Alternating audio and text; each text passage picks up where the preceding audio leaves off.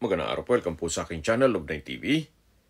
Patalasasan po, meron po ba kayong mga properties na napapapayaan or non-performing assets? Plan nyo ibenta, pero wala kayong oras sa pagbibenta nito.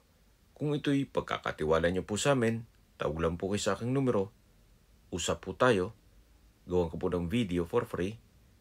Yes, libre po, wala po kayong babayaran. Tutulungan pa namin kayong mabenta ang inyong property. Kami na po bahala sa marketing, sa boosting or paid ads. Even sa tripping, hindi na po kayo mapapagod sa pag-entertain ng mga buyers. Kami na po bahala sa lahat. Tawag lang po kayo. Nandito po tayo ngayon sa GMA Cavite kung saan meron po tayong bagong video presentation. Isang commercial residential property na 3-story building. May lot area po ito na 300 square meters. Ito po titulado. Kaya wala po kayong maging problema sa documentation o sa transfer ng title. Maayos pa po ang structure nito. Konting hilamos na lang sa pintura. Dito po sa baba ay meron pong commercial space. Then, meron pong driveway na high ceiling. At sa dulo po nito ay may warehouse. Samahan niyo po ako. Pasok po tayo. So, ito po yung tinutukoy ko na driveway. Hanggang sa dulo po yan. Kahit po malaking truck o 10-wheeler truck ay kaya pong pumasok dyan. Then dito po sa side na to ay meron pong mga rooms, may office na possible din na paupahan nyo once na ma-acquire nyo ito. Ang kagandahan po dito sa property, ito'y owner's built kaya hindi po tinipid. Then naka-design to para sa 4-story na kung saan may roof deck po sa taas na pwede pong gawing events place. Yan po yung mga rooms na yung isang kwarto ay ginawang office, yung sa dulo ay commercial space, at yung iba naman ay ginawang stock rooms. So ito po yung dulong parte nitong building na kung saan napakalaki pa po ng espasyo nito. At sa likod po nito ay yung main road na connecting bypass road. GMA Dasmariñas Bypass Road. Ito po yung tinutukoy ko na likod nitong building kung saan possible din po itong mabuksan at lagyan ng commercial space. Ito naman po yung tinutukoy ko na GMA Dasmariñas Bypass Road na connecting sa ibang parte ng Cavite. Ilang kilometro lang po ito mula dun sa building. Yan po, patapos na siya. So babalik po ulit tayo dito sa loob. Yan po yung tinutukoy ko na wall na kung saan na-present ko sa inyo kanina yung video na along main road. At the end of the day, na gusto yung buksan at gawin yung commercial space, possible naman po yan. So mula po dito sa dulo nitong building, babalik po tayo ulit dito sa driveway. At matatanaw na natin yung main gate. Ito pong building ay nasa loob na isang subdivision na kung saan ito'y 55 hectares master plan community. Kaya marami na rin po kayong magiging kliyente dito. Gawa ng marami na rin po kabahayan dito. Dito po sa gilid ay open lang, kaya may natural ventilation. Yan po yung high ceiling. At dito po yung office. Then sa dulo yung commercial space na may hardware. At yan po yung main gate. Dito po sa harapan ng building ay kakasya pa ang 3 sasakyan. Kahit po SUV. At ito po ay along 2-way cemented road. Mga commercial space na rin po ang nasa harapan nito. At katabi lang natin yung Alphamart. Dito po sa second floor ay meron po itong 7 units na apartment. Then itong hagdan ay naka-concrete staircase. Samahan niyo po ako, akyat po tayo. So mula po dito, yan po yung mga apartment. 7 units po yan. Each apartment has 1 bedroom and toilet and bath. At paumanhin po kung hindi natin mapapasok gawa ng okupado po lahat. Kumbaga privacy po sa mga nangungupahan. Mula po dito hanggang sa dulo po yan. Ang kagandahan po dito sa apartment business, ito po i-fix ang income nyo. At syempre, kahit ipamana nyo pa sa inyong mga anak o apo, basta ito'y well-maintained, tuloy-tuloy po ang income dito.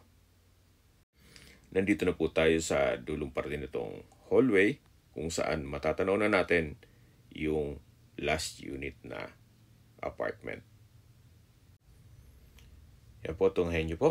Bago tayo tumaas sa 3rd floor na kung saan meron pong roof deck doon at pwedeng gawing events place.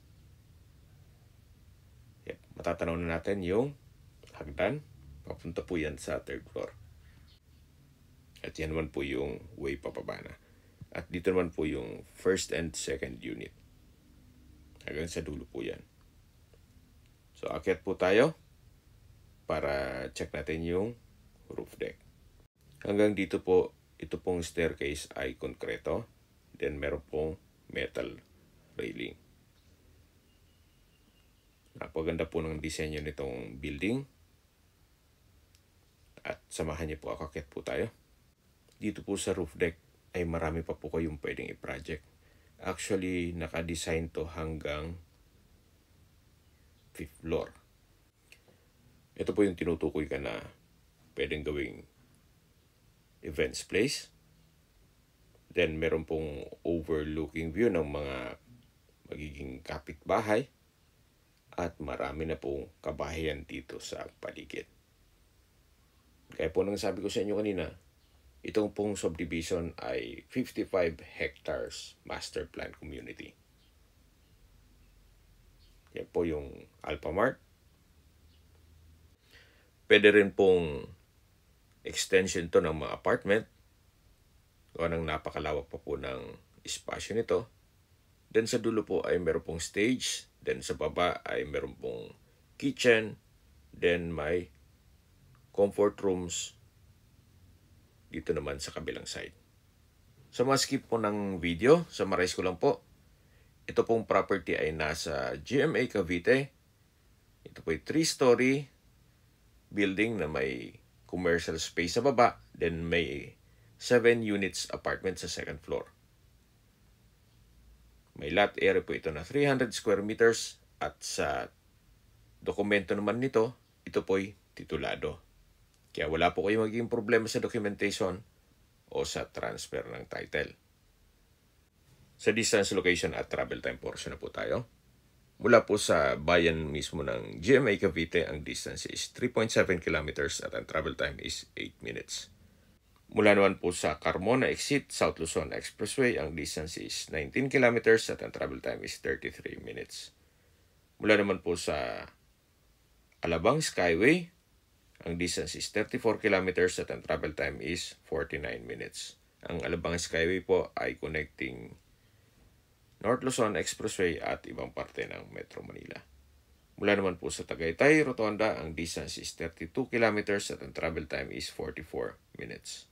Kung manggagaling naman po sa Manila o sa airport, ang distance is 43 kilometers at ang travel time is 55 minutes. Okay, sa presyo na po tayo. Binebenta po ito ni owner sa halagang 11.8 million pesos net. Ibig pong sabihin, si buyer po ang sasagot sa lahat ng taxes at expenses with regards to documentation. Fair deal na rin po ito, gawa ng sa laki po nitong building at sobrang mahal po ng materialis ngayon o construction cost, mukhang hindi po aabot ang 11.8 million pesos sa pagpapatayo ng ganitong kalaking building at bibili ka pa ng lote o lupa. Anyway, yan naman po yung opinion ko lang naman.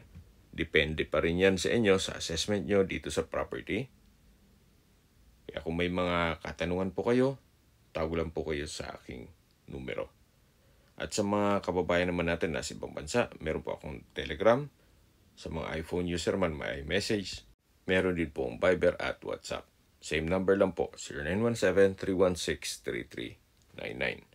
Sa mga nagtatanong naman po ng aming Facebook, meron po aming Facebook page na Nov9 TV at Facebook Reels Video.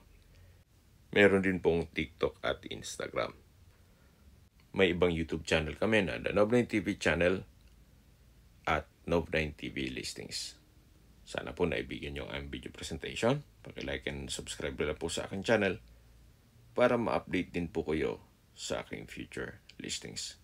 Kung sakali po hanap nyo yung mas malaking sukat na lupa, meron din po kami ibang listings na pwede nyong pagpilian.